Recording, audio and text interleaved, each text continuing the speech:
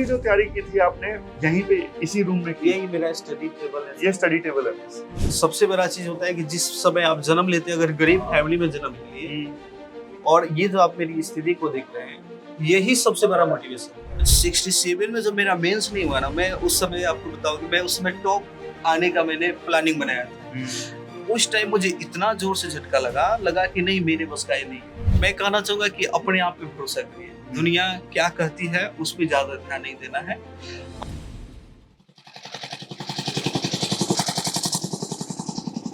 नमस्कार जी। नमस्कार। कहाँ पे? यहाँ पे आना, वहाँ पे कहाँ पे चलना? आ जाओ। पूरी जो तैयारी की थी आपने यहीं पे इसी रूम में की? यही मेरा स्टडी टेबल है। ये स्टडी टेबल है। तो किससे इंस्पायर होके आपने डीएसपी चूज किया? जो था मतलब मैं लोगों के लिए काम करना चाहता था, और कभी भी मतलब देखते थे कि कोई किसी को सता रहा है, मार रहा है, गाली गलौज कर रहा है, ये मेरे अंदर थोड़ा देख करके बहुत खराब लगता था। देखा मतलब कोई पर्सनल इंसिडेंट ऐसा? मतलब मैं कोचिंग पढ़ाता हूँ, बहुत सारे कुछ लोग हैं दबंग टाइप के, तो आकर के ना तो कई बार कोचिंग भी तोड़ दिया लोग, लात से मार कर। टाटी प्लानिंग कोचिंग है, कोई रास्ते के बगल में तोड़ देना है। अच्छा। गाली गलौज कर देना है। बच्चियों को पढ़ाते हैं तो कमेंट पास करना, और उसके बाद उसको इसका विरोध करने पे लड़ाई झगड़ा करने के लिए भी कुछ लोग। पढ़ाते हुए इंसान को कोई कैसे तंग कर सकता है ना? कुछ लोग होते हैं, सारे लोग नहीं होते, लेकिन 1-2% ऐसे कुछ अंडर एज बच्चे थे। समझ नहीं है। एग्जैक्टली क्या मोमेंट थी जब आपने सोचा कि यार मुझे तैयारी करनी चाहिए? किसने मोटिवेट किया आपको? सर, मोटिवेशन के लिए सबसे बड़ा चीज होता है कि जिस समय आप जन्म लेते हैं, अगर गरीब फैमिली में जन्म ले लिए और ये जो आप मेरी स्थिति को देख रहे हैं, यही सबसे बड़ा मोटिवेशन है। आप अपने पिता के संघर्षों को देख रहे हैं, आप अपनी मम्मी के संघर्षों को देख रहे हैं, आप खुद बेसिक नीड्स के लिए स्ट्रगल कर रहे हैं, तो इससे बड़ा मोटिवेशन मुझे नहीं लगता है कि किसी और स्टूडेंट के लिए कुछ भी होता हो। तो मैं चाह रहा था कि जो मेरे घर की स्थिति थी, मेरी जो स्थिति थी, इसको मैं बदलना चाहता था। बहुत बढ़िया सोच के साथ आपने तैयारी स्टार्ट की।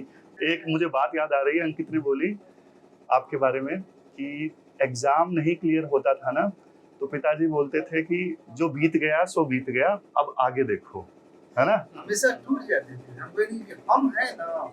लेकिन मान लो जैसे अब काफी बार अटेम्प्ट्स दिए और पहले रिजल्ट नहीं आया, तो उसके बाद तो अंकित को भी दुख होता होगा, आपको भी दुख होता बुरा तो लगता था? रोते थे, कभी रोते थे। आपने रोते हुए देखा? हाँ, माँ से लिपट कर रोते थे ऐसा। हम कहे नहीं, कोई नहीं, अरे आगे देखो होगा तुम्हारा। पूरी तैयारी 8-9 साल हो गए, पूरी तैयारी का लोएस्ट मोमेंट क्या था कि मतलब यार कि यार सबसे बेकार पल वो था?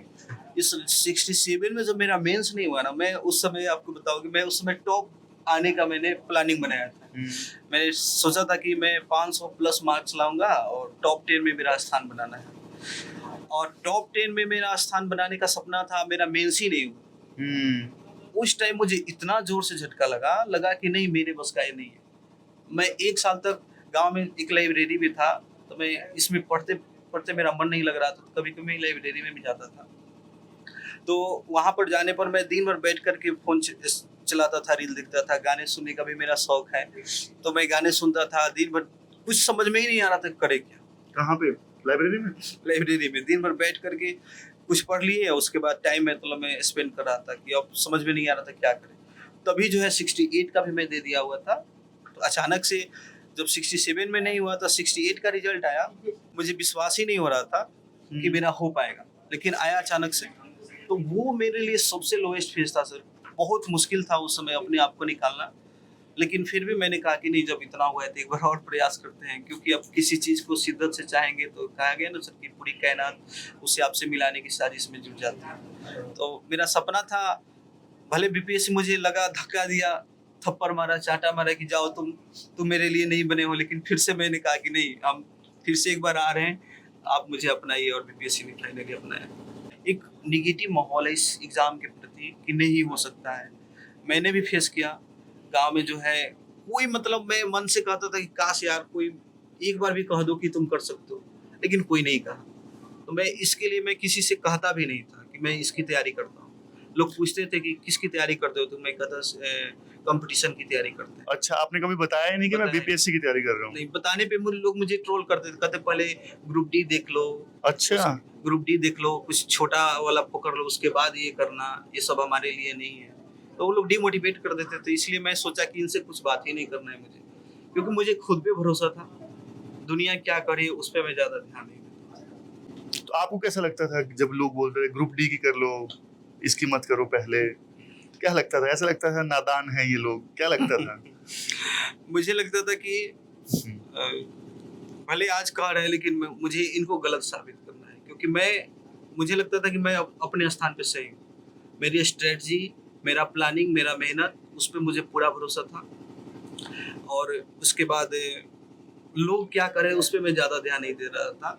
और एक चीज़ मैं सर यहाँ पे नोट करना चाहता हूँ कि जैसे इंटरव्यू का सर आपने कहा, तो जो 50 मार्क्स इंटरव्यू में मुझे मिला हुआ था, उससे इस बार मैं बहुत ज़्यादा परेशान था। अच्छा।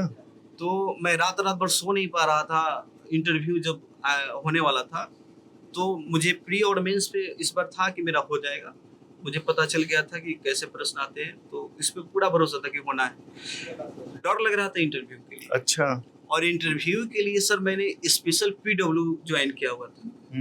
पीडब्ल्यू में ओनली आईज में सर थे, तो उन्होंने मुझे, मैं उन मॉक उनसे दिया, तो वो काफ़ी इम्प्रेस हो गए थे। उन्होंने कहा कि आप जैसे स्टूडेंट अभी बाहर बैठे हैं, ये संभव ही नहीं। और उन्होंने मार्किंग किया हुआ था कि आपका 90 से 100 नंबर इस बार इंटरव्यू में आना है। तो मेरा क्या बोलना चाहोगे, मतलब गांव में बैठे जो बच्चे हैं जो तैयारी करना चाहते हैं लेकिन कॉन्फिडेंस की कमी है, आप क्या बोलना चाहोगे? नहीं, मैं कहना चाहूँगा कि अपने आप पे भरोसा करिए। दुनिया क्या कहती है उस पे ज़्यादा ध्यान नहीं देना है। आप अपने आप पे भरोसा करके एक सही स्ट्रेटजी बनाइए, बड़े सपने देखिए। और जो डर होता है, जो हम लोग जहाँ से आते हैं वहाँ से डरना लाज़मी है। बहुत सा डर होता है कि नहीं होगा तो क्या होगा, मेरी बहन की शादी करना है, मेरे पिताजी की घर की आर्थिक स्थिति ठीक नहीं है, घर बनाना है, गाँव का प्रेशर है, ये सारी चीज़ हैं।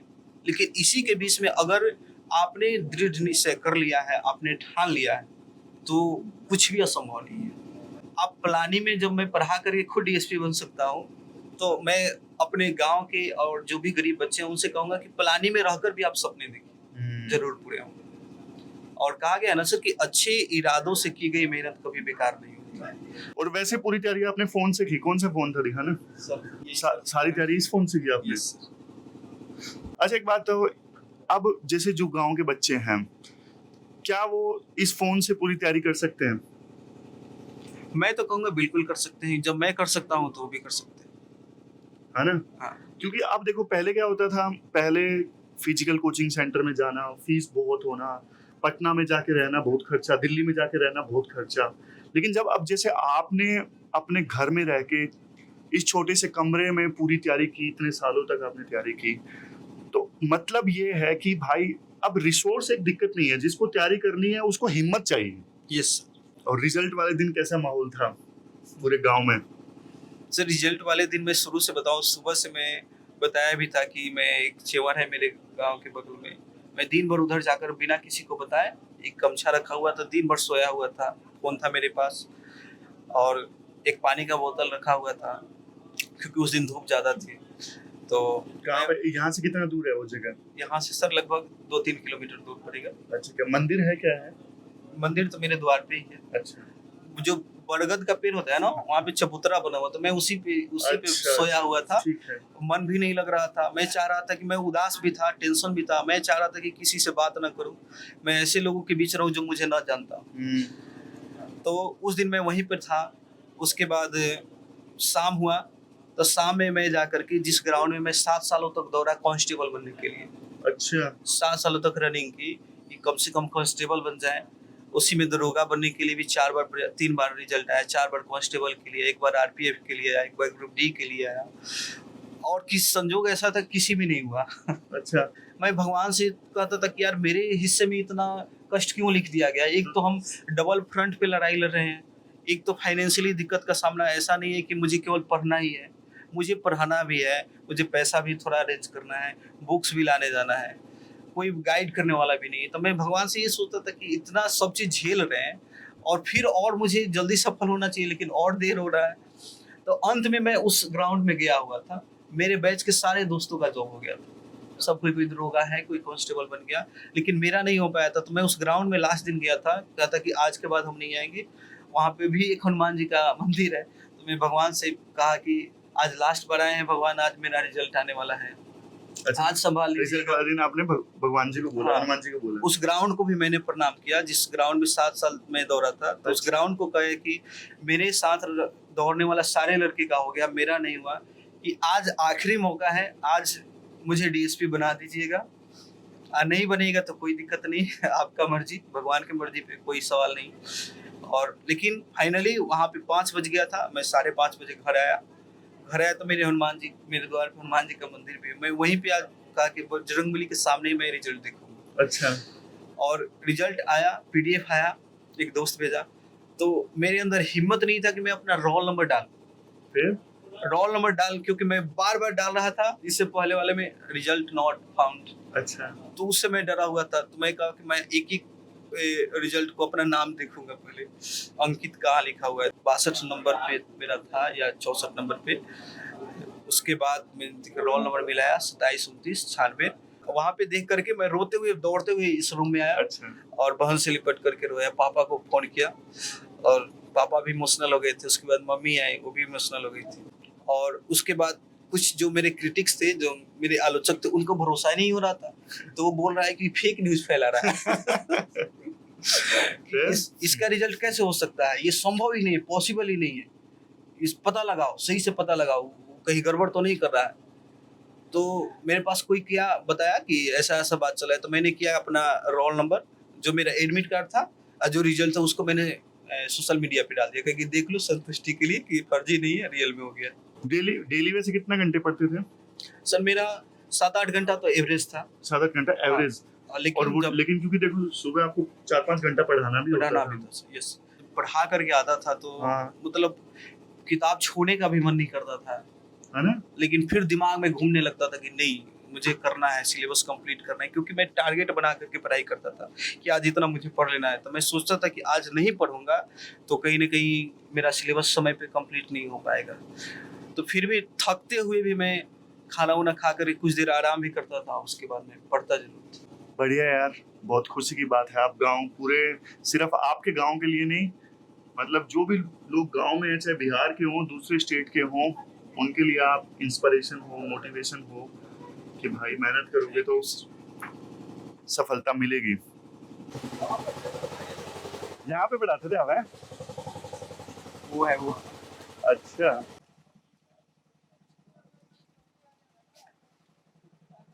ओहो, तो यहाँ पे तो जैसे बारिश आती थी फिर तो नहीं पढ़ा पाते होंगे। वही ना सर, बताया नहीं आपको, इंटरव्यू में मैंने बताया था कि ये 3 हाँ। सेट बेंच मुझे बाहर लगाना होता था। जिस दिन बारिश तो होता था बारिश आती थी तो उस दिन छुट्टी कर देते थे। छुट्टी करना पड़ता। यहाँ पे खड़े होके पढ़ाते थे। हैं? यही मेरा बोर्ड है। बताओ बोर्ड पे क्या लिखोगे? कहाँ है? मार्कर है?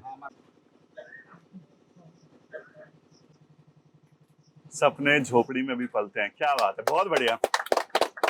बीपीएससी की तैयारी कर रहे हो तो बताओ, कोई दिक्कत आ रही है, कुछ भी आ रही है तो बताइए। मटेरियल सिलेक्शन करने में गाँव में दिक्कत आती है। मटेरियल सिलेक्शन में क्या दिक्कत आ रही है बताओ। जैसे ये ऑनलाइन पढ़ते हैं तो नहीं जज कर पाते हैं कहाँ से पढ़े, क्या पढ़े।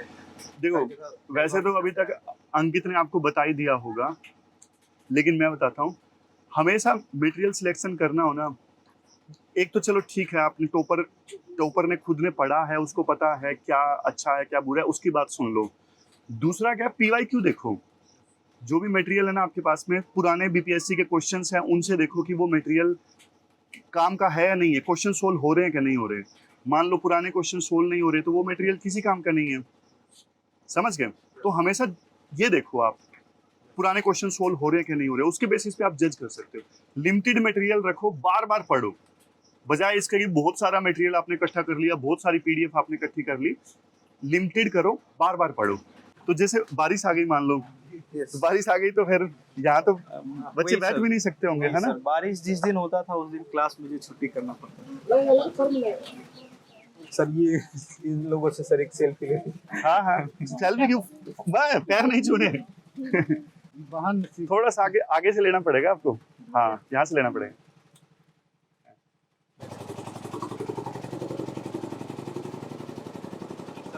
बैठिए बैठिए। आप क्या बोलना चाहोगे? बहुत बहुत बधाई आपको अंकित के अच्छा। डीएसपी बनने पे। बहुत अच्छा है।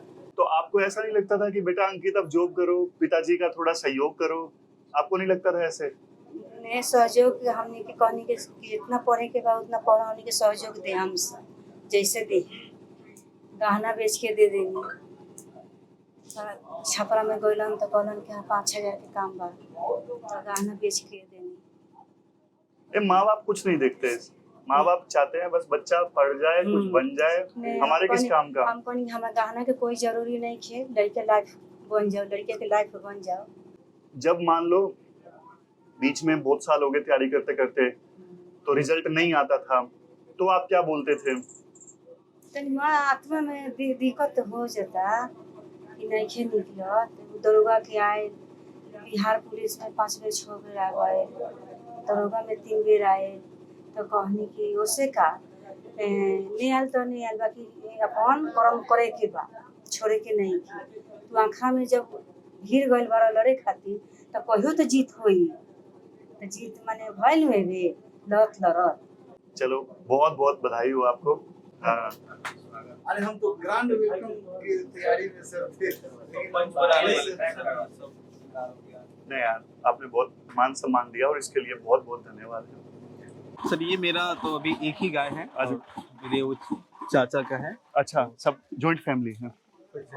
लोग अलग अलग ही है लेकिन एक ही घर में रहते हैं। अच्छा, मतलब ऐसे साथ मिलके रहते हैं। यस, कौन सा आपका, कौन सा ये है? मेरा है, अच्छा ये दोनों मेरे चाचा का है। अच्छा, क्या नाम रख रखा है? हैं? मेरी मम्मी इसको लक्ष्मीनिया बोलती है। लक्ष्मीनिया। ठीक है जी, आपका बहुत बहुत धन्यवाद, बहुत बहुत आपने मान सम्मान दिया। ठीक है अंकित, बहुत बहुत बधाई, आ जाओ। सब 11 12 की साथ हैं? सब 11 12 में है। कौन सी क्लास में हो आप लोग? बस बस पैर नहीं छूना, बस बस बस, अरे पैर नहीं छूना, बस अरे नहीं होता नहीं तो। बात करते हैं ना, बस बस। ये बताओ आप कौन सी क्लास में हो? 12th में हो। और उधर देख कर, उधर क्या ले रखा है आपने? आर्ट्स। आगे क्या करना है? तैयारी करना है। किस चीज की? पुलिस की। अच्छा अंकित भैया से इंस्पायर हो गए सब। तैयारी में भी कुछ भी मदद चाहिएगा तो आप बताइएगा। आप अंकित भैया को मैंने बोल दिया है, जो भी मतलब किसी को भी मदद की जरूरत हो तो आप जरूर बताइएगा, ठीक है?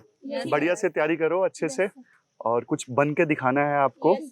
अभी से यूं मान के चलो कि यार जिंदगी में कुछ बड़ा बनना है, ठीक है? चलो, बहुत बहुत शुभकामनाएं आपको।